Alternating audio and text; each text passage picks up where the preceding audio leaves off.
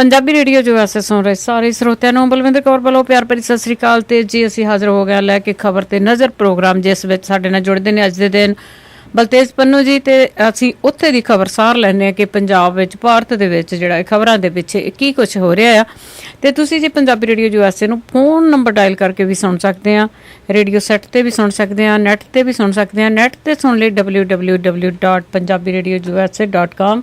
Punjabi radio USA ਨੂੰ ਜੇ ਤੁਸੀਂ ਸੁਣਨਾ ਚਾਹੁੰਦੇ ਹੋ ਜੀ ਫੋਨ ਤੇ, ਤਾਂ ਫੋਨ ਨੰਬਰ ਡਾਇਲ ਕਰ ਸਕਦੇ ਹਾਂ 832 551 50 29 8325515029। ਦੂਸਰਾ ਫੋਨ ਨੰਬਰ 6054756868 605 475 6868। ਤੇ ਨਾਲ ਹੀ ਜੀ ਤੁਸੀਂ ਪੰਜਾਬੀ ਰੇਡੀਓ USA ਨੂੰ ਸੈੱਟ ਤੇ ਵੀ ਸੁਣ ਸਕਦੇ ਆ। ਜੇ ਤੁਹਾਡੇ ਕੋਲ ਆਈਫੋਨ ਹੈ ਤੇ ਇਸ ਦੀ ਐਪ ਡਾਊਨਲੋਡ ਕਰਕੇ ਵੀ ਤੁਸੀਂ ਸੁਣ ਸਕਦੇ ਆ। ਹੁਣ ਕਰਦੇ ਆ ਜੀ ਆਪਾਂ ਗੱਲਬਾਤ ਕਿ ਪੰਜਾਬ ਦੇ ਵਿੱਚ ਕੀ ਕੁਛ ਹੋ ਰਿਹਾ ਆ, ਜਾਂ ਭਾਰਤ ਪੂਰੇ ਦੇ ਵਿੱਚ ਕੀ ਕੁਛ ਹੋ ਰਿਹਾ ਆ, ਹੈਡਲਾਈਨ ਦੇ ਪਿੱਛੇ ਕੀ ਕੀ ਸੱਚਾਈ ਆ। ਬਲਤੇਜ ਪੰਨੂ ਜੀ ਸਤਿ ਸ਼੍ਰੀ ਅਕਾਲ, ਸਵਾਗਤ ਹੈ ਪੰਜਾਬੀ ਰੇਡੀਓ USA ਤੇ। ਸਤਿ ਸ਼੍ਰੀ ਅਕਾਲ ਜੀ, ਧੰਨਵਾਦ ਜੀ, ਮਿਹਰਬਾਨੀ ਜੀ। ਬਲਤੇਜ ਪੰਨੂ ਜੀ, ਆਪਾਂ ਭਾਰਤ ਦਾ ਹਾਲ ਜਾਣਨ ਲਈ ਆਪਾਂ ਸ਼ੁਰੂ ਕਰਦੇ ਆ। ਜਿਹੜਾ ਅੱਜ ਦਾ ਸਾਡਾ ਪਹਿਲੀ ਗੱਲਬਾਤ ਆ ਕਿ ਪੁਣੇ ਦੇ ਵਿੱਚ ਇੱਕ ਜਿਹੜਾ ਪਿੰਡ ਆ ਉਹ ਖੁਰ ਗਿਆ ਆ, ਪਾਣੀ ਦੇ ਨਾਲ ਖੁਰ ਗਿਆ ਤੇ ਵਹਿ ਗਿਆ। ਕਿੰਨਾ ਕੁ ਨੁਕਸਾਨ ਹੋਇਆ ਉੱਥੇ? ਨੁਕਸਾਨ ਬਹੁਤ ਹੋਇਆ ਜੀ। ਇਹ ਪਿੰਡ ਦਾ ਤਾਂ ਇਹ ਕਿਹਾ ਜਾ ਰਿਹਾ ਜੀ ਨਾਮੋ ਨਿਸ਼ਾਨ ਹੀ ਸ਼ਾਇਦ ਮਿਟ ਗਿਆ। ਇਹ ਮਹਾਰਾਸ਼ਟਰ ਦੇ ਪੁਣੇ ਜ਼ਿਲ੍ਹੇ ਦੇ ਵਿੱਚ ਪੈਂਦਾ ਪਿੰਡ ਮਲੇਵ ਆ ਜੀ। ਇਹ ਭਾਰੀ ਮੀਂਹ ਕਿਉਂਕਿ ਪੈ ਰਿਹਾ ਮੁੰਬਈ ਤੇ ਇਹਦੇ ਆਲੇ ਦੁਆਲੇ ਦੇ ਖੇਤਰ ਦੇ ਵਿੱਚ। ਜੋ ਕੁਝ ਉੱਤਰਾਖੰਡ ਦੇ ਵਿੱਚ ਹੋਇਆ ਸੀਗਾ ਨਾ ਜੀ, ਉਹਦੇ ਤੋਂ ਅਕਲ ਨਹੀਂ ਸਿੱਖੀ ਕਿਸੇ ਨੇ ਵੀ। ਜਿਵੇਂ ਪਹਾੜਾਂ ਨੂੰ ਵੱਢਿਆ ਕੱਟਿਆ ਜਾ ਰਿਹਾ ਜੀ, ਉੱਥੋਂ ਰਸਤੇ ਬਣਾਏ ਜਾ ਰਹੇ ਨੇ, ਸੁਰੰਗਾਂ ਬਣਾਈਆਂ ਜਾ ਰਹੀਆਂ ਨੇ।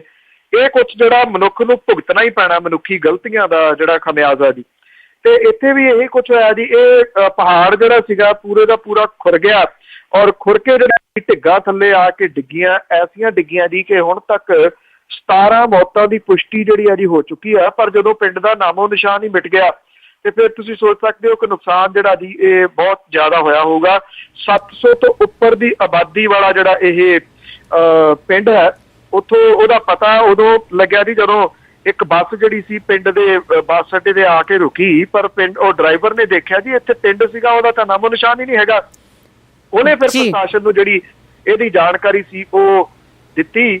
40 ਤੋਂ 45 ਦੇ ਕਰੀਬ ਇੱਥੇ ਘਰ ਸੀਗੇ ਜੀ, ਔਰ ਬਾਕੀ ਕਿੰਨੇ ਮਲਬੇ ਦੇ ਹੇਠ ਦੱਬੇ ਗਏ ਨੇ ਜੀ, ਅਜੇ ਇਹਦਾ ਕੁਝ ਪਤਾ ਨਹੀਂ ਹੈ ਜੀ। ਸੋ ਇਹ ਜਿਹੜੀ ਘਟਨਾ ਹੈ ਇਹ ਮੁੰਬਈ ਦੇ ਮਹਾਰਾਸ਼ਟਰ ਦੇ ਨੇੜੇ ਜੀ ਪੁਣੇ ਜ਼ਿਲ੍ਹੇ ਦੇ ਵਿੱਚ ਪੈਂਦੇ ਮਾਲਵ ਦੇ ਵਿੱਚ ਜਿਹੜੀ ਆ ਉਹ ਵਾਪਰੀ ਆ।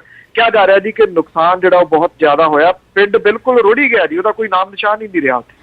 ਬਿਲਕੁਲ ਜੀ, ਜਿਸ ਤਰ੍ਹਾਂ ਤੁਸੀਂ ਦੱਸ ਰਹੇ ਕਿ ਬੱਸ ਡਰਾਈਵਰ ਨੂੰ ਪਤਾ ਲੱਗਾ, ਤੇ ਇਹਦਾ ਮਤਲਬ ਕਿ ਪਿੰਡ ਦੇ ਵਿੱਚੋਂ ਕੋਈ ਉਹ ਹੈ ਹੀ ਨਹੀਂ ਸੀਗਾ ਜਿਹੜਾ ਕਿਸੇ ਨੂੰ ਜਾ ਕੇ ਖਬਰ ਦਿੰਦਾ ਕਿ ਇੱਥੇ ਇੰਨਾ ਨੁਕਸਾਨ ਹੋ ਗਿਆ।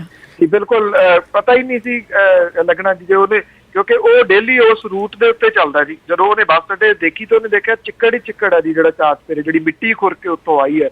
ਤਾਂ ਪਤਾ ਲੱਗਿਆ ਜੀ ਕਿ ਏਡਾ ਵੱਡਾ ਨੁਕਸਾਨ ਇੱਥੇ ਹੋ ਗਿਆ। ਹਾਂਜੀ, ਤੇ ਅਗਲੀ ਗੱਲ ਕਰਦੇ ਆ ਜੀ। ਜਿਵੇਂ ਕਾਂਗਰਸ ਆ, ਆਪਾਂ ਸਾਰੇ ਸੋਚਦੇ ਸੀ ਕਿ ਵਿਰੋਧੀ ਧਿਰ ਦੇ ਵਿੱਚ ਆ, ਪਰ ਜਿਹੜੀ ਸਰਕਾਰ ਆ ਉਹ ਕਿਉਂ ਨਹੀਂ ਮੰਨ ਰਹੀ ਕਿ ਇਹ ਵਿਰੋਧੀ ਧਿਰ ਹੈਗੀ ਆ? ਜਿਹੜੀ ਇਸ ਵੇਲੇ ਇਹ ਮਾਮਲਾ ਸਪੀਕਰ ਦੇ ਕੋਲੇ ਆ ਜੀ। ਸਪੀਕਰ ਤੁਹਾਨੂੰ ਪਤਾ ਹੀ ਆ BJP ਤੋਂ ਆ, ਤੇ ਉਹ ਇਹ ਕਹਿ ਰਹੀ ਹੈ ਜੀ, ਬਾਰ-ਬਾਰ ਉਹਨੇ ਕਈ ਵਾਰੀ ਟਾਈਮ ਦਿੱਤਾ, ਹੁਣ ਫੇਰ 4 ਦਿਨਾਂ ਦਾ ਜਿਹੜਾ ਭਰੋਸਾ ਉਹਨੇ ਦਿੱਤਾ। ਉਹਨੇ ਵੱਖ-ਵੱਖ ਜਿਹੜੇ ਪੁਰਾਣੇ ਹਵਾਲੇ ਨੇ ਉਹ ਦਿੱਤੇ ਨੇ ਕਿ ਰਾਜੀਵ ਗਾਂਧੀ ਸਰਕਾਰ ਨੇ ਲੋਕ ਸਭਾ ਦੇ ਵਿੱਚ ਤੇਲਗੂ ਦੇਸਮ ਪਾਰਟੀ ਨੂੰ ਵਿਰੋਧੀ ਧਿਰ ਦਾ ਅਹੁਦਾ ਜਿਹੜਾ ਉਹ ਨਹੀਂ ਸੀ ਦਿੱਤਾ ਜੀ। ਜਿਹੜੇ ਬਾਕੀ ਜਿਹੜੇ ਦਿੱਤੇ ਜਾ ਰਹੇ ਹੈ ਜੀ, ਮਿਸਾਲਾਂ ਦਿੱਤੀਆਂ ਜਾ ਰਹੀਆਂ ਨੇ। ਜਿਹੜੇ ਲੋਕ ਸਭਾ ਦੇ ਸਪੀਕਰ ਨੇ ਉਹਨਾਂ ਨੇ ਇਹ ਵੀ ਕਿਹਾ ਜੀ ਕਿ ਨਿਯਮਾਂ ਦੇ ਮੁਤਾਬਕ ਲੋਕ ਸਭਾ ਸੀਟਾਂ ਦੀਆਂ ਘੱਟੋ ਘੱਟ 10% ਸੀਟਾਂ ਜਿੱਤਣ ਵਾਲੀ ਪਾਰਟੀ ਨੂੰ ਵਿਰੋਧੀ ਧਿਰ ਦੇ ਆਗੂ ਦਾ ਅਹੁਦਾ ਜਿਹੜਾ ਜੀ ਉਹ ਦਿੱਤਾ ਜਾਂਦਾ ਹੈ।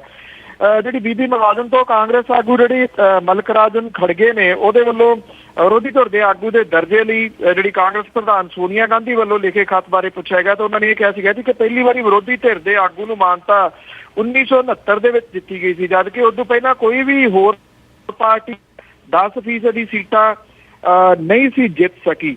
ਕਾਂਗਰਸ ਇਹ ਸੋਚ ਰਹੀ ਹੈ ਜੀ ਕਿ ਜੇ ਉਹਨੂੰ ਵਿਰੋਧੀ ਧਿਰ ਦੇ ਆਗੂ ਦਾ ਦਰਜਾ ਜਿਹੜਾ ਉਹ ਨਹੀਂ ਦਿੱਤਾ ਜਾਂਦਾ ਤਾਂ ਇਸ ਮਾਮਲੇ ਦੇ ਉੱਤੇ ਉਹ ਅਦਾਲਤ ਦਾ ਬੂਹਾ ਜਿਹੜਾ ਜੀ ਉਹ ਖੜਕਾ ਸਕਦੀ ਹੈ। ਲੋਕ ਸਭਾ ਦੇ ਵਿੱਚ ਵਿਰੋਧੀ ਧਿਰ ਦੇ ਉਪ ਆਗੂ ਜਿਹੜੇ ਕੈਪਟਨ ਅਮਰਿੰਦਰ ਸਿੰਘ ਤੇ ਸਾਬਕਾ ਕੇਂਦਰੀ ਮੰਤਰੀ ਆਨੰਦ ਸ਼ਰਮਾ ਜਿਹੜੇ ਆਗੂ ਨੇ ਜੀ ਉਹ ਅਦਾਲਤ ਦੇ ਵਿੱਚ ਜਾਣ ਦੀ ਵਕਾਲਤ ਜਿਹੜੀ ਆ ਉਹ ਕਰ ਰਹੇ ਨੇ, ਜਿਹਦੇ ਕਰਕੇ ਜੀ ਇਹਦੇ ਨਾਲ ਇਤਫਾਕ ਨਾ ਰੱਖਣ ਵਾਲੇ ਜਿਹੜੇ ਪਾਰਟੀ ਆਗੂ ਨੇ ਉਹਨਾਂ ਦੀ ਦਲੀਲ ਇਹ ਹੈ ਕਿ ਇਹਦੇ ਨਾਲ ਪਾਰਟੀ ਨੂੰ ਕੋਈ ਖਾਸ ਲਾਭ ਹੋਣ ਦਾ ਆਸਾਰ ਜਿਹੜਾ ਉਹ ਨਹੀਂ ਹੈਗਾ। ਤੋ ਅਜੇ ਜਿਹੜਾ ਵਿਰੋਧੀ ਧਿਰ ਦੇ ਆਗੂ ਦਾ ਮਾਮਲਾ ਜੀ ਉਹ ਜੋ ਜਾਂ ਕਿਉਂ ਚੱਲ ਰਿਹਾ ਜੀ। ਜੀ ਤੇ ਜੇ ਅਗਲੀ ਗੱਲਬਾਤ ਕਰੀਏ ਜੀ, ਜਿਵੇਂ ਕਾਫੀ ਦਿਨਾਂ ਤੋਂ ਰੌਲਾ ਪੈ ਰਿਹਾ ਸੀਗਾ ਗੁਰਦੁਆਰਾ ਪ੍ਰਬੰਧਕ ਕਮੇਟੀ ਜਿਹੜੀ ਹਰਿਆਣੇ ਦੀ ਵੱਖਰੀ ਬਣੀ ਆ, ਤੇ ਉਹ ਕਦ ਤੋਂ ਆਪਣਾ ਜਿਹੜਾ ਕੰਮਕਾਜ ਸ਼ੁਰੂ ਕਰ ਰਹੇ ਆ? ਅੱਜ ਤੋਂ ਇਹ ਕੰਮ ਜਿਹੜਾ ਜੀ ਬਕਾਇਦਾ ਤੌਰ ਦੇ ਉੱਤੇ ਇਹ ਸ਼ੁਰੂ ਕਰ ਦੇਣਗੇ ਜੀ। ਹਰਿਆਣੇ ਦੇ ਵਿੱਚ ਨਵੀਂ ਬਣੀ ਹਰਿਆਣਾ ਸਿੱਖ ਗੁਰਦੁਆਰਾ ਪ੍ਰਬੰਧਕ ਕਮੇਟੀ ਜਿਹੜੀ ਹੈ ਜੀ, ਉਹਨੇ ਅੱਜ ਗੁਰਦੁਆਰਾ ਨਿੰਮ ਸਾਹਿਬ ਤੋਂ ਆਪਣੇ ਆਰਜ਼ੀ ਦਫ਼ਤਰ ਤੋਂ ਜਿਹੜਾ ਕੰਮਕਾਜ ਸ਼ੁਰੂ ਕਰਨ ਦਾ ਫੈਸਲਾ ਕੀਤਾ।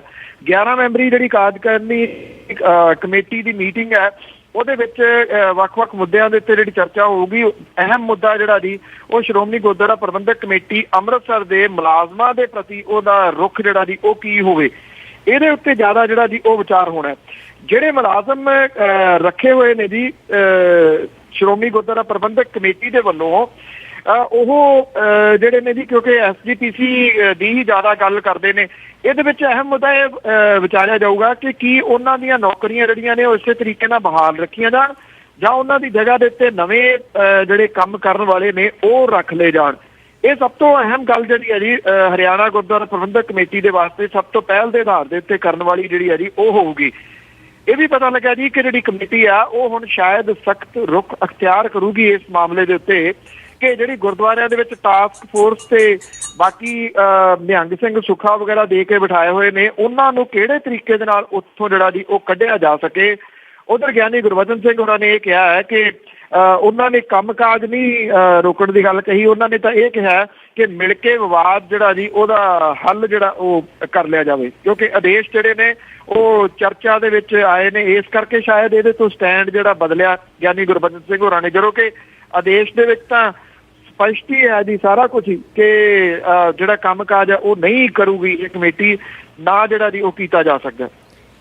ਹਾਂਜੀ, ਤੇ ਅੱਗੇ ਜੀ ਸਹਾਰਨਪੁਰ ਦੀ ਗੱਲ ਦਾ ਵੀ ਸਾਰਿਆਂ ਨੂੰ ਪਤਾ ਹੈ ਕਿ ਸਹਾਰਨਪੁਰ ਦੇ ਵਿੱਚ ਕਿਸ ਤਰ੍ਹਾਂ ਜਿਹੜਾ ਦੋ ਕਮਿਊਨਿਟੀਆਂ ਦੇ ਵਿਚਾਲੇ ਜਿਹੜਾ ਉਹ ਝਗੜਾ ਚੱਲ ਰਿਹਾ ਸੀ, ਤੇ ਉਹਦੇ ਉੱਤੇ ਜੀ ਝੂਠੇ ਕੇਸ ਜਿਹੜੇ ਆ ਉਹ ਬਣਾਏ ਗਏ ਆ ਕਈ ਸਿੱਖਾਂ ਦੇ ਉੱਤੇ, ਉਹਨਾਂ ਨੂੰ ਰੱਦ ਕਰਾਉਣ ਲਈ ਜਿਵੇਂ ਸਹਾਰਨਪੁਰ ਦੇ ਸਿੱਖ ਆ ਉਹ ਵੀ ਪ੍ਰਕਾਸ਼ ਸਿੰਘ ਬਾਦਲ ਨੂੰ ਮਿਲੇ ਆ ਜੀ। ਇੱਥੇ ਜਿਹੜੇ ਸਹਾਰਨਪੁਰ ਦੇ ਵਿੱਚ ਵਾਪਰੀਆਂ ਜਿਹੜੀਆਂ ਘਟਨਾਵਾਂ ਨੇ ਜੀ, ਉਹਦੇ ਕਰਕੇ ਜਿਹੜੇ ਸਿੱਖ ਪਰਿਵਾਰ ਨੇ ਉਹਨਾਂ ਨੂੰ ਨੁਕਸਾਨ ਕਾਫੀ ਝੱਲਣਾ ਪਿਆ, ਖਾਸ ਤੌਰ ਦੇ ਉੱਤੇ ਮਾਲੀ ਨੁਕਸਾਨ ਬਹੁਤ ਹੋਇਆ ਜੀ। ਜਿਹੜੀਆਂ ਦੁਕਾਨਾਂ ਵਗੈਰਾ ਸਾੜੀਆਂ ਗਈਆਂ ਨੇ, ਉਹਦਾ ਕੋਈ ਮੁਆਵਜ਼ਾ ਜਿਹੜਾ ਉੱਥੋਂ ਦੀ ਸਰਕਾਰ ਨੇ ਨਹੀਂ ਦਿੱਤਾ, ਹਾਲਾਂਕਿ ਮਰਨ ਵਾਲਿਆਂ ਨੂੰ ਮੁਆਵਜ਼ੇ ਦਾ ਐਲਾਨ ਜਿਹੜਾ ਜੀ ਉਹ ਜ਼ਰੂਰ ਦਿੱਤਾ ਗਿਆ।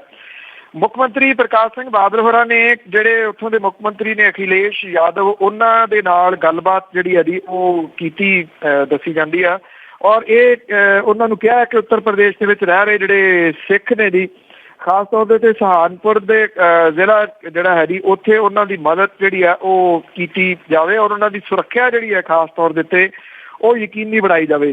ਇਦੋਂ ਪਹਿਲਾਂ ਇਹ ਵੀ ਦੱਸ ਦਈਏ ਜੀ ਕਿ ਸਹਾਰਨਪੁਰ ਦੇ ਵਿੱਚ ਹੁਣ ਜਿਹੜੇ ਹਾਲਾਤ ਨੇ ਉਹ ਕਾਫੀ ਸੁਧਾਰ ਵੱਲ ਨੂੰ ਤੁਰ ਪਏ ਨੇ, ਤੇ ਜਿਹੜੀ ਕਰਫਿਊ ਦੇ ਵਿੱਚ ਛੋਟ ਦਿੱਤੀ ਗਈ ਆ ਈਦ ਤੋਂ ਬਾਅਦ ਵੀ, ਉਹਦੇ ਵਿੱਚ ਵੀ ਕਿਸੇ ਜਗ੍ਹਾ ਤੋਂ ਕਿਸੇ ਕਿਸਮ ਦੀ ਕੋਈ ਗੜਬੜ ਜਿਹੜੀ ਆ ਉਹ ਨਹੀਂ ਆਉਣ ਦੀਆਂ ਖਬਰਾਂ ਜਿਹੜੀਆਂ ਮਿਲੀਆਂ, ਜਿਹੜੀ ਕਿ ਇੱਕ ਚੰਗੀ ਗੱਲ ਹੈ ਜੀ ਕਿ ਕੁਝ ਹਾਲਾਤ ਜਿਹੜੇ ਉਹ ਸੁਧਰਨ ਲੱਗੇ ਨੇ ਹੁਣ ਜੀ। ਜੀ ਤੇ ਅੱਗੇ ਗੱਲ ਕਰੀਏ ਜੀ, ਜਿਵੇਂ ਪਟਿਆਲੇ ਦੇ ਵਿੱਚ ਜਿਵੇਂ ਹੁਣ ਇੱਕ ਪਟਿਆਲੇ ਤੋਂ ਸੀਟ ਜਿਹੜੀ ਆ ਖਾਲੀ ਹੋਈ ਆ ਤੇ ਇੱਕ ਦੂਸਰੀ ਸੀਟ ਹੈ, ਪਰ ਜਿਹੜੀ ਪਟਿਆਲੇ ਦੀ ਸੀਟ ਆ ਜਿਸ ਤਰ੍ਹਾਂ ਹੁਣ ਕਾਫੀ ਜਿਵੇਂ ਚਾਹ ਵਾਲਿਆਂ ਦਾ ਰਿਵਾਜ ਆ ਕਿ ਇਹ ਵੀ ਇਲੈਕਸ਼ਨਾਂ ਦੇ ਵਿੱਚ ਆ ਗਏ ਆ, ਅਕਾਲੀ ਦਲ ਦੀ ਵੀ ਕਹਿੰਦੇ ਜਿਹੜੀ ਟੇਕ ਆ ਇਸ ਵੇਲੇ ਚਾਹ ਵਾਲੇ ਤੇ ਲੱਗੀ ਹੋਈ ਆ। ਜਿਹੜਾ ਅਕਾਲੀ ਦਲ ਨੇ ਉਮੀਦਵਾਰ ਭਗਵਾਨ ਦਾਸ ਜਨੇਜਾ ਹੋਰੀ ਲਿਆਂਦੇ ਨੇ ਜੀ, ਉਹ ਚਾਹ ਵੇਚਦੇ ਰਹੇ ਨੇ ਕਿਸੇ ਟਾਈਮ। ਇਹ ਅੱਜ ਉਹ ਸਫਲ ਕਾਰੋਬਾਰੀ ਨੇ ਜੀ, ਉਹਨਾਂ ਦਾ ਕਾਫੀ ਮੋਟਾ ਕੰਮ ਹੈ ਇੱਥੇ ਜਿਹੜਾ ਖਰੀਦੋ ਫਰੋਖਤ ਦਾ, ਜ਼ਮੀਨ ਜਾਇਦਾਦ ਦਾ, ਰੀਅਲ ਸਟੇਟ ਦੇ ਵਿੱਚ ਭਾਵ ਕਿ ਉਹ ਇੱਕ ਬੇਹੱਦ ਸਕਸੈਸਫੁਲ ਵਿਅਕਤੀ ਵਜੋਂ ਜਾਣੇ ਜਾਂਦੇ ਨੇ, ਪਰ ਕਿਸੇ ਟਾਈਮ ਉਹ ਚਾਹ ਵੇਚਦੇ ਹੁੰਦੇ ਸੀਗੇ। ਇਸ ਕਰਕੇ ਅਕਾਲੀ ਦਲ ਜਿਹੜਾ ਜੀ ਉਹ ਸੋਚਦਾ ਹੈ ਕਿ ਜੇ ਇੱਕ ਚਾਹ ਵੇਚਣ ਵਾਲਾ ਪ੍ਰਧਾਨ ਮੰਤਰੀ ਬਣ ਸਕਦਾ ਨਰਿੰਦਰ ਮੋਦੀ, ਤੇ ਅਸੀਂ ਇੱਕ ਚਾਹ ਵੇਚਣ ਵਾਲੇ ਨੂੰ ਜਿਹੜਾ MLA ਕਿਉਂ ਨਹੀਂ ਬਣਾ ਸਕਦੇ ਜੀ। ਉਂਝ ਵੈਸੇ ਇਹ ਹੈ ਕਿ ਅਕਾਲੀ ਦਲ ਦੇ ਵੱਲੋਂ ਜਿਹੜੇ ਦਲਜੀਤ ਸਿੰਘ ਚੀਮਾ ਨੇ, ਉਹਨਾਂ ਦੀ ਡਿਊਟੀ ਇੱਥੇ ਜਿਹੜੀ ਆ ਉਹ ਲਾਈ ਗਈ ਆ, ਪਰ ਜਿੰਨਾ ਜ਼ੋਰ ਅਕਾਲੀ ਦਲ ਜਿਹੜਾ ਜੀ ਉਹ ਲਾ ਰਿਹਾ ਤਲਵੰਡੀ ਸਾਬੋ ਵਾਲੀ ਸੀਟ ਦੇ ਉੱਤੇ, ਸ਼ਾਇਦ ਉਹਨਾਂ ਜ਼ੋਰ ਜਿਹੜਾ ਜੀ ਇੱਥੇ ਇਸ ਸੀਟ ਦੇ ਉੱਤੇ ਉਹ ਨਹੀਂ ਲਾ ਰਿਹਾ।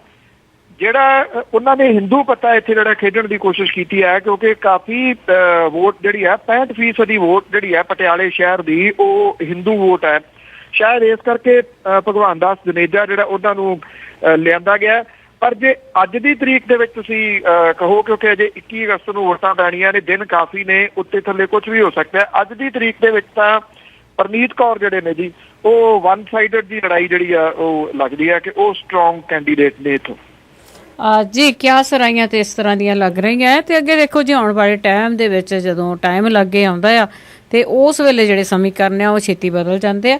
ਤੇ ਅੱਗੇ ਗੱਲ ਕਰੀਏ, ਜਿਵੇਂ ਇੱਕ ਖਬਰ ਸੀਗੀ ਕਿ ਹਵਨ ਦੀ ਸਮੱਗਰੀ ਜਿਹੜੇ ਆ ਉਹ ਪਾਣੀ ਵਿੱਚ ਰੁੜਨ ਗਏ, ਖੁਦ ਹੀ ਰੁੜ ਗਏ।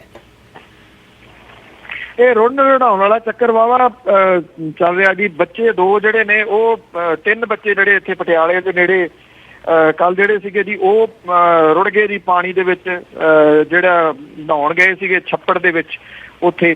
ਔਰ ਜਿਹੜਾ ਜੀ ਇਸੇ ਤਰ੍ਹਾਂ ਦਾ ਮਾਮਲਾ ਇੱਥੇ ਸਾਹਮਣੇ ਆਇਆ ਜੀ ਕਿ 5 ਜਾਣੇ ਜਿਹੜੇ ਸੀਗੇ ਉਹ ਗਏ ਸੀਗੇ ਹਵਨ ਦੀ ਸਮੱਗਰੀ ਜਿਹੜੀ ਹੈ ਜੀ ਉਹ ਰੋਣ ਭਾਖਰਪੁਰ ਨੇੜੇ। 2 ਨੌਜਵਾਨ ਜਿਹੜੇ ਜੀ ਇਹਦੇ ਵਿੱਚ ਡੁੱਬ ਗਏ ਔਰ 3 ਜਿਹੜੇ ਸੀ ਉਹਨਾਂ ਨੂੰ ਬਚਾ ਲਿਆ ਗਿਆ ਜੀ। ਭਾਖਰਪੁਰ ਘੱਗਰ ਨਦੀ ਦੇ ਵਿੱਚ ਚੰਡੀਗੜ੍ਹ ਦੇ ਪਿੰਡ ਫੈਦਾਂ ਦੇ 2 ਨੌਜਵਾਨ ਜਿਹੜੇ ਸੀਗੇ ਉਹ ਡੁੱਬ ਗਏ। ਇਹ ਪਤਾ ਲੱਗਿਆ ਜੀ ਕਿ ਜਿਹੜੀ ਹਵਨ ਦੀ ਸਮੱਗਰੀ ਸੀਗੀ ਉਹਨੂੰ ਇਹ ਰੋੜਨ ਦੇ ਵਾਸਤੇ ਉੱਥੇ ਗਏ ਸੀਗੇ। ਕਦੇ ਇੱਥੇ ਆਓ ਟਾਈਮ ਲੱਗੇ ਤੇ ਸਤਲੁਜ ਦਰਿਆ ਤੋਂ ਲੰਘਦੇ ਆ ਫਲੋਰ ਦੇ ਕੋਲ ਇਹਨਾਂ ਦੀ ਟ੍ਰੈਫਿਕ ਉਹਦੇ ਉੱਤੇ ਜਾਮ ਹੀ ਰਹਿੰਦਾ ਬਹੁਤਾ। ਉਹਦਾ ਰੀਜ਼ਨ ਇਹ ਹੈ ਕਿ ਲੋਕ ਗੱਡੀਆਂ ਪੁਲ ਦੇ ਉੱਤੇ ਹੀ ਖੜੀਆਂ ਕਰਕੇ ਕੋਈ ਮਾਂਹ ਦੀ ਦਾਲ ਜਿਹੜੀ ਪਾਣੀ 'ਚ ਸੁੱਟੀ ਜਾਂਦਾ, ਕੋਈ ਕੁਛ ਸੁੱਟੀ ਜਾਂਦਾ ਉੱਥੇ। ਇਹੋ ਜਿਹੀ ਸਮੱਗਰੀ ਜਿਹੜੀ ਇਹਨਾਂ ਦੀ ਉਹਦੇ ਨਾਲ ਭਰਿਆ ਪਿਆ। ਜਿਹੜੇ ਲੋਕ ਕਹਿੰਦੇ ਨੇ ਇੰਨੀ ਜਗ੍ਹਾ ਜਿਹੜੀ ਉਹ ਪਾਣੀ ਦੇ ਵਿੱਚ ਆਹ ਚੀਜ਼ ਜਿਹੜੀ ਉਹ ਵਹਾ ਦਿਓ, ਉਹ ਕਿਸੇ ਦੇ ਮੂੰਹ ਦੇ ਵਿੱਚ ਪਾਉਣ ਦੀ ਗੱਲ ਨਹੀਂ ਕਹਿੰਦੇ ਕਿ ਕਿਸੇ ਨੂੰ ਦੇ ਦਿਓ ਉਹਦੇ ਮੂੰਹ 'ਚ ਪੈ ਜਾਊਗੀ।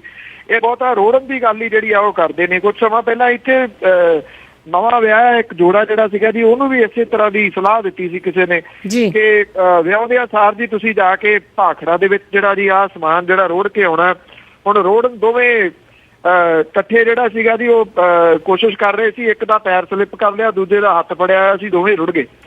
ਤੋ ਉਹਨਾਂ ਦੀਆਂ ਡੈੱਡ ਬੋਡੀ ਵੀ ਬਾਅਦ ਦੇ ਵਿੱਚ ਲੱਭੀਆਂ ਸੀ। ਜਿਹੜੇ ਉਹ ਸਮੱਗਰੀ ਰੋੜਨ ਵਾਲੇ ਨੇ ਉਹਨਾਂ ਨੇ ਇਹ ਨਾ ਦੱਸਿਆ ਕਿ ਇਹ ਰੋੜਨ ਗਏ ਹੀ ਤੁਹਾਡੇ ਉੱਤੇ ਮੁਸੀਬਤ ਬਣ ਜਾਣੀ ਜੀ। ਰੋੜਨ ਗਏ ਜੀ, ਰੁੜ ਗਏ ਆ। ਬੜੀ ਮੰਦਭਾਗੀਆਂ ਜਿਹੜੀਆਂ ਖਬਰਾਂ ਆ ਇਹ, ਕਿਉਂਕਿ ਸੇਫਟੀ ਕੋਈ ਨਹੀਂ ਜੀ ਹੈਗੀ ਬਹੁਤੀ ਭਾਰਤ ਦੇ ਵਿੱਚ, ਸਪੈਸ਼ਲੀ ਇਹ ਗੱਲ ਕਰੀਏ ਤਾਂ। ਅੱਗੇ ਗੱਲ ਕਰਦੇ ਹਾਂ ਜੇ ਮੋਹਾਲੀ ਦੀ, ਜਿਵੇਂ ਖਬਰਾਂ ਵੀ ਆ ਰਹੀਆਂ ਕਿ ਮੋਹਾਲੀ ਦੇ ਜਿਹੜੇ ਨੇੜੇ ਤੇੜੇ ਦੇ ਲੋਕ ਆ ਉਹ ਰਾਮੋ ਵਾਲੀਆ ਦੇ ਅਗੇਂਸਟ ਇਕੱਠੇ ਹੋ ਰਹੇ ਆ।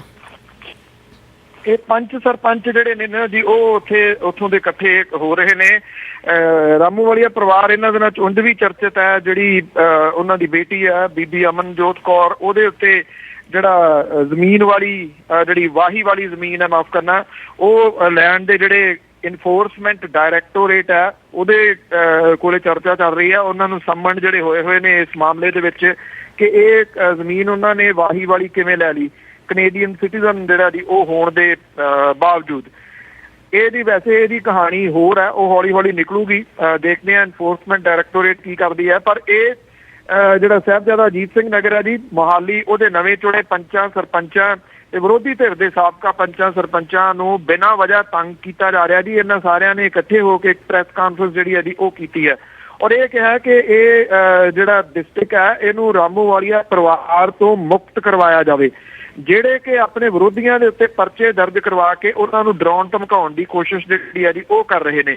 ਜਦੋਂ ਕਿ ਅਮਨਜੋਤ ਕੌਰ ਰਾਮੂ ਵਾਲੀਆ ਦਾ ਇਹ ਕਹਿਣਾ ਜੀ ਕਿ ਅਸੀਂ ਤਾਂ ਵਿਰੋਧੀਆਂ ਨੂੰ ਵੀ ਗਰਾਂਟਾਂ ਜਿਹੜੀਆਂ ਨੇ ਉਹ ਦਿੱਤੀਆਂ ਨੇ। ਤੁਹਾਨੂੰ ਦੱਸ ਦਈਏ ਕਿ ਮੋਹਾਲੀ ਦੇ ਵਿੱਚ ਜਿਹੜੀ ਗਮਾਡਾ ਹੈ ਉਹਦੇ ਚੇਅਰਪਰਸਨ ਦੇ ਤੌਰ ਦੇ ਉੱਤੇ ਇਸ ਵੇਲੇ ਹੈ ਨੇ ਜੀ ਅਮਨਜੋਤ ਕੌਰ ਰਾਮੂ ਵਾਲੀਆ। ਜਿੱਥੇ ਕਿਸੇ ਟਾਈਮ ਹਰਭਜਨ ਮਾਨ ਹੁੰਦੇ ਸੀ ਉਹਨਾਂ ਨੂੰ ਲਾ ਕੇ ਅਮਨਜੋਤ ਕੌਰ ਨੂੰ ਜਿਹੜਾ ਸੀ ਬਣਾਇਆ ਗਿਆ ਸੀਗਾ। ਪਰ ਇਹ ਕੰਟਰੋਵਰਸੀ ਜਿਹੜੀ ਹੈ ਜੀ ਮੋਹਾਲੀ ਦੇ ਵਿੱਚ ਰਾਮੂ ਵਾਲੀਆ ਸਾਹਿਬ ਦੇ ਪਰਿਵਾਰ ਦੇ ਖਿਲਾਫ ਕਾਫੀ ਵੱਧਦੀ ਤੁਰੀ ਜਾ ਰਹੀ ਹੈ ਜੀ। ਜੀ ਬਿਲਕੁਲ, ਜੇ ਕੰਟਰੋਵਰਸੀ ਵਾਲੀਆਂ ਗੱਲਾਂ ਕਰਨੀਆਂ ਤੇ ਕੰਟਰੋਵਰਸੀ ਹੀ ਹੋਣੀ ਆ। ਤੇ ਅੱਗੇ ਗੱਲ ਕਰਦੇ ਹਾਂ ਜੀ ETT ਦੇ ਆਗੂ ਆ, ਉਹਨਾਂ ਨੇ ਮਰਨ ਵਰਤ ਰੱਖਿਆ ਕਿ ਉਹਨਾਂ ਨਾਲ ਸਰਕਾਰ ਆ ਜਿਹੜੀ ਕੋਈ ਗੱਲਬਾਤ ਕਰ ਰਹੀ ਹੈ। ਨਹੀਂ ਜੀ, ਗੱਲਬਾਤ ਕੋਈ ਜਿਹੜੀ ਸਰਕਾਰ ਹੈ ਅਜੇ ਨਹੀਂ ਕਰ ਰਹੀ। ਪਿਛਲੇ ਦਿਨਾਂ ਦੇ ਵਿੱਚ ਜਦੋਂ ਪ੍ਰਕਾਸ਼ ਸਿੰਘ ਬਾਦਲ ਹੋਰੀ ਇੱਥੇ ਹਸਪੀਟਲ ਦੇ ਵਿੱਚ ਉੱਥੇ ਉਦਘਾਟਨ ਕਰਨ ਆਏ ਸਨ ਤਾਂ ਉਦੋਂ ਉਹਨਾਂ ਦੀ ਮੁਲਾਕਾਤ ਹੋਈ ਸੀਗੀ। ਮਿੱਟੀ ਗੋਲੀ ਦੇ ਕੇ ਤੁਰ ਗਏ ਸਨ ਦੀ ਪ੍ਰਕਾਸ਼ ਸਿੰਘ ਬਾਦਲ ਹੋਰੀ।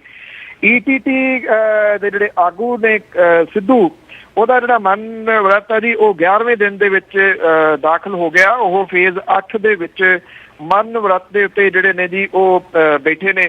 ਪੰਜਾਬ ਭਰ ਦੇ ETT ਅਧਿਆਪਕਾਂ ਦੇ ਵੱਲੋਂ ਉਹਨਾਂ ਦੀਆਂ ਸੇਵਾਵਾਂ ਜਿਹੜੀਆਂ ਸਿੱਖਿਆ ਵਿਭਾਗ ਅਧੀਨ ਕਰਨ ਦੇ ਮਾਮਲੇ ਨੂੰ ਲੈ ਕੇ ਉਹ ਭੁੱਖ ਹੜਤਾਲ ਦੇ ਉੱਤੇ ਜਿਹੜੇ ਬੈਠੇ ਨੇ। ਉਹਦਾ 10 ਕਿਲੋ ਭਾਰ ਜਿਹੜਾ ਜੀ ਘਟ ਗਿਆ ਔਰ ਜਿਹੜੀ ਸਰਕਾਰ ਆ ਉਹਦੇ ਅਜੇ ਕੋਈ ਵੀ ਜੂੰ ਜਿਹੜੀ ਆ ਜੀ ਉਹ ਨਹੀਂ ਸਰਕ ਰਹੀ, ਨਾ ਇਸ ਮਾਮਲੇ ਦੇ ਉੱਤੇ ਉਹ ਕੁਝ ਜਿਹੜਾ ਜੀ ਕਰ ਰਹੀ ਹੈ।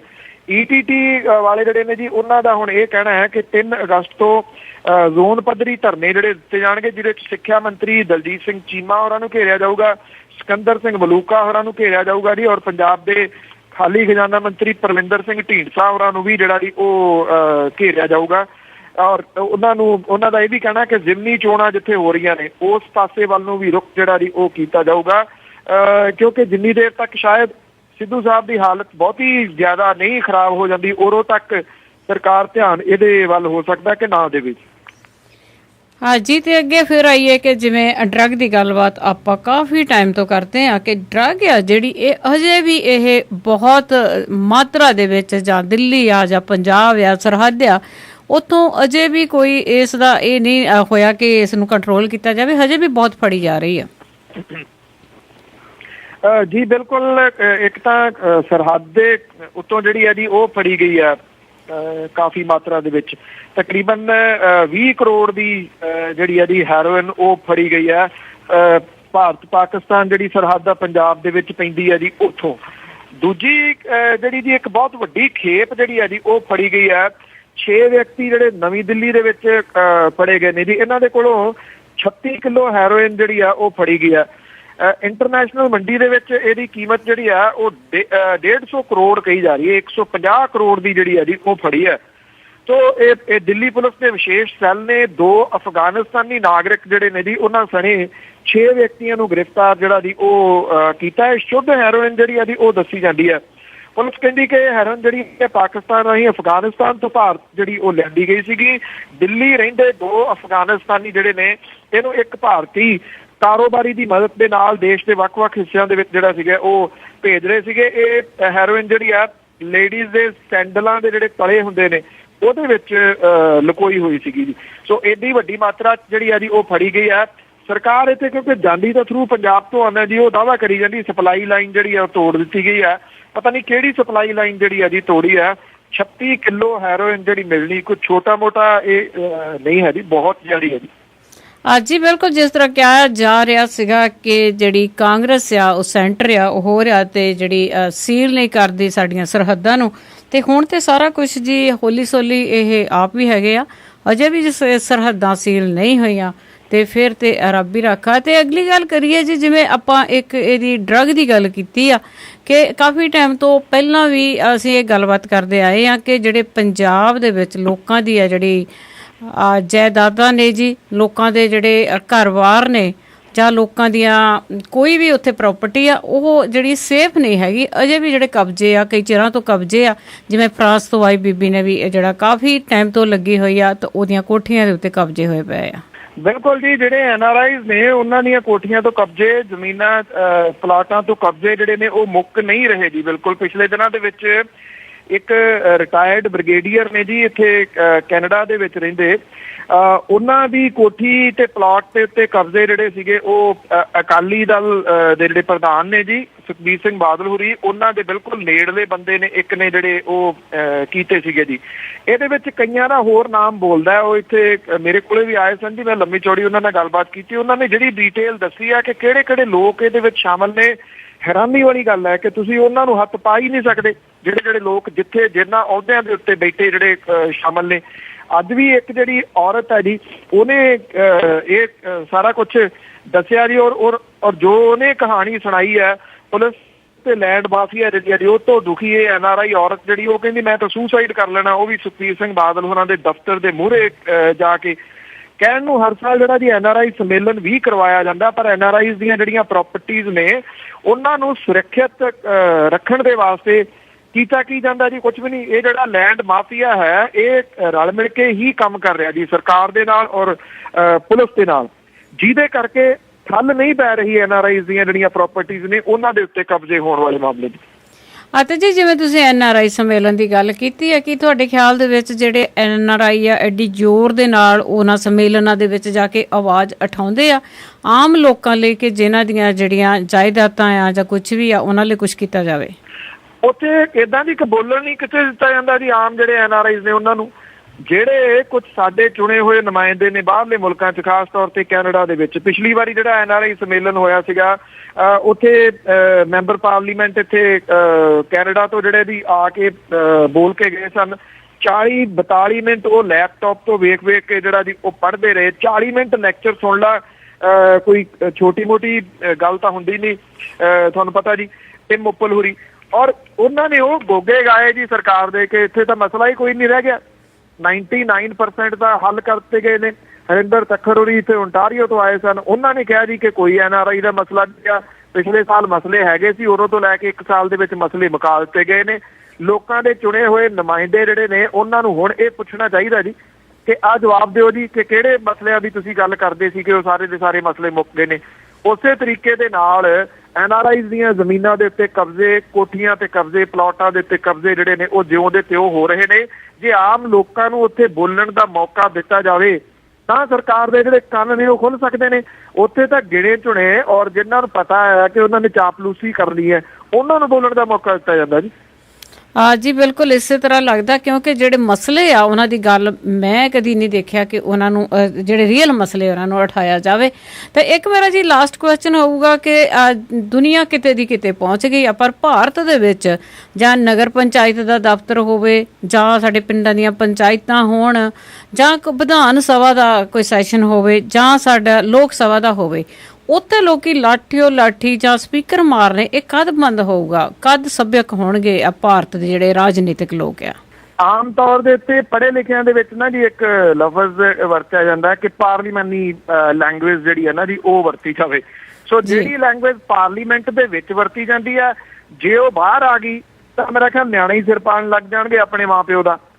ਤੋ ਕਿਉਂਕਿ ਉਹਨਾਂ ਨੂੰ ਉਹ ਲੜਦੇ ਆ ਦੇਖਦੇ ਨੇ, ਉਹ ਚਾਹੇ ਵਿਧਾਨ ਸਭਾਵਾਂ ਹੋਣ ਤੇ ਚਾਹੇ ਜਿਹੜੀਆਂ ਜੀ ਪਾਰਲੀਮੈਂਟ ਹੋਵੇ, ਉੱਥੇ ਜਿਹੋ ਜੀ ਲੈਂਗੁਏਜ ਜਿਹੜੀ ਵਰਤੀ ਜਾ ਰਹੀ ਆ, ਇੱਕ ਦੂਜੇ ਦੇ ਗਲ ਪੈਣਾ, ਉਹਨੂੰ ਹੀ ਵਿਰੋਧੀ ਧਿਰ ਜਿਹੜਾ ਜੀ ਉਹ ਕਹਿਣਾ ਸ਼ੁਰੂ ਕਰ ਦਿੱਤਾ। ਗੱਲ ਤਾਂ ਮੁੱਦਿਆਂ ਦੇ ਉੱਤੇ ਹੋਣੀ ਚਾਹੀਦੀ ਆ ਨਾ ਜੀ। ਕਿਹਨੂੰ ਭੁੱਲਿਆ ਕਿ ਪਾਰਲੀਮੈਂਟ ਦੇ ਵਿੱਚ ਕਿਹੜੇ ਤਰੀਕੇ ਦੇ ਨਾਲ ਮਾਈਕ ਕਿੰਨੀ ਵਾਰੀ ਪੁੱਟੇ ਗਏ ਨੇ। ਉਹ ਚਾਹੇ ਉੱਤਰ ਪ੍ਰਦੇਸ਼ ਦੀ ਵਿਧਾਨ ਸਭਾ ਹੋਵੇ ਚਾਹੇ ਦੂਜੇ ਸੂਬਿਆਂ ਦੀਆਂ ਵਿਧਾਨ ਸਭਾਵਾਂ ਹੋਣ, ਉੱਥੇ ਇੱਕ ਦੂਜੇ ਦੇ ਸਿਰ ਪਾੜਨ ਤੱਕ ਦੀ ਨੌਬਤ ਆਈ ਹੈ। ਪੰਜਾਬ ਦੇ ਵਿੱਚ ਬਿਕਰਮ ਸਿੰਘ ਮਜੀਠੀਆ ਹੋਰਾਂ ਦੇ ਮੁਖਾਰਬਿੰਦ ਤੋਂ ਜਿਹੜੇ ਬਚਨ ਲੋਕਾਂ ਨੇ ਸੁਣੇ ਸਨ ਮਾਂ ਦੀ ਭੈਣ ਦੀ ਵਾਲੇ ਜਿਹੜੇ ਜੀ, ਉਹ ਕਿਸੇ ਨੂੰ ਭੁੱਲੇ ਥੋੜੀ ਹੈ ਜੀ। ਉਹ ਵਿਧਾਨ ਸਭਾ ਦੇ ਵਿੱਚ ਹੀ ਬੋਲੇ ਗਏ ਸਨ ਰਾਣਾ ਗੁਰਜੀਤ ਸਿੰਘ ਨੂੰ ਲੈ ਕੇ ਜੀ। ਜਾਂ ਇਹ ਨਹੀਂ ਹੈ ਕਿ ਕਿਸੇ ਇੱਕ ਬੰਦੇ ਦੀ ਗੱਲ, ਜਿਹੜੇ ਬਹੁਤੇ ਨੇ ਉਹਨਾਂ ਨੇ, ਮੇਰਾ ਖਿਆਲ ਉਹਨਾਂ ਨੂੰ ਟ੍ਰੇਨਿੰਗ ਦੀ ਜ਼ਰੂਰਤ ਹੈ ਕਿ ਉਹ ਕਿੱਥੇ ਗਏ ਨੇ, ਲੋਕਾਂ ਦੇ ਚੁਣੇ ਹੋਏ ਨੁਮਾਇੰਦੇ ਨੇ, ਚੁਣੇ ਹੋਏ ਨੁਮਾਇੰਦਿਆਂ ਦੇ ਵੱਲ ਜਿਹੜੇ ਉਹ ਲੋਕ ਦੇਖਦੇ ਨੇ ਕਿ ਉਹ ਕਿਹੋ ਜਿਹੀ ਗੱਲ ਜਿਹੜੀ ਹੈ ਜੀ ਉਹ ਕਰਦੇ ਨੇ ਔਰ ਕਿਹੋ ਜਿਹੇ ਲਫ਼ਜ਼ ਜਿਹੜੇ ਨੇ ਉਹ ਵਰਤਦੇ ਨੇ। ਸ਼ਾਇਦ ਮੈਂ ਇੱਕ ਜਗ੍ਹਾ ਦੇ ਉੱਤੇ ਪੜ੍ਹਿਆ ਸੀਗਾ ਪਿਛਲੇ ਦਿਨੀ, ਮੇਰਾ ਖਿਆਲ ਸਭ ਤੋਂ ਵੱਡੀ ਰਿਐਲਿਟੀ ਉਹ ਆ ਕਿ ਜਿਹੜੇ ਗਲਤ ਲੋਕ ਚੁਣੇ ਹੋਏ ਨੇ ਇਹ ਉਹਨਾਂ ਦਾ ਕੋਈ ਕਸੂਰ ਨਹੀਂ ਗਾ, ਲੋਕਾਂ ਦਾ ਕਸੂਰ ਹੈ ਜਿਨ੍ਹਾਂ ਨੇ ਉਹਨਾਂ ਨੂੰ ਚੁਣ ਕੇ ਭੇਜਿਆ ਜੀ। ਜਿੰਨੀ ਦੇਰ ਤੱਕ ਲੋਕ ਇਹ ਮਹਿਸੂਸ ਨਹੀਂ ਕਰਦੇ ਕਿ ਅਸੀਂ ਗਲਤ ਬੰਦੇ ਚੁਣ ਕੇ ਭੇਜ ਰਹੇ ਹਾਂ, ਉਨੀ ਦੇਰ ਤੱਕ ਇਹ ਮਾਮਲਾ ਜਿਹੜਾ ਜੀ ਉਹ ਹੱਲ ਨਹੀਂ ਹੋਣਾ। ਪੜ੍ਹੇ ਲਿਖੇ ਇੰਟਲੈਕਚੁਅਲ ਲੋਕ ਜਿਹੜੇ ਸੀ ਉਹ ਕਿਹੜੀਆਂ ਪਾਰਟੀਆਂ ਨੇ ਖੜੇ ਕੀਤੇ, ਉਹਨਾਂ ਦਾ ਕੀ ਹਸ਼ਰ ਹੋਇਆ, ਆਹ ਲੋਕ ਸਭਾ ਚੋਣਾਂ ਹੁਣੇ ਲੰਘ ਕੇ ਗਈਆਂ ਨੇ, ਸਾਰਿਆਂ ਦੇ ਸਾਹਮਣੇ ਆ ਜੀ। ਔਰ ਕਿਹੜੇ ਕਿਹੜੇ ਲੋਕ ਚੁਣ ਕੇ ਭੇਜ ਦਿੱਤੇ, ਉਹਨਾਂ ਦੇ ਬਿਆਨ ਆ ਗੋਆ ਵਾਲਿਆਂ ਦੇ ਕਿਤੇ ਅਜੇ ਠੰਡੇ ਥੋੜੀ ਹੋ ਗਏ ਜੀ। ਉਸੇ ਤਰ੍ਹਾਂ ਮਸਲਾ ਜਿਹੜਾ ਚੱਲ ਰਿਹਾ ਕਿ ਕਿਹੋ ਜਿਹੀ ਬਿਆਨਬਾਜ਼ੀ ਉਹ ਕਰ ਰਹੇ ਨੇ, ਲੋਕਾਂ ਨੂੰ ਸੋਚਣਾ ਪਊਗਾ ਜੀ ਕਿ ਉਹ ਚੁਣ ਕੇ ਕਿਹਨਾਂ ਨੂੰ ਭੇਜ ਰਹੇ ਨੇ ਜੀ।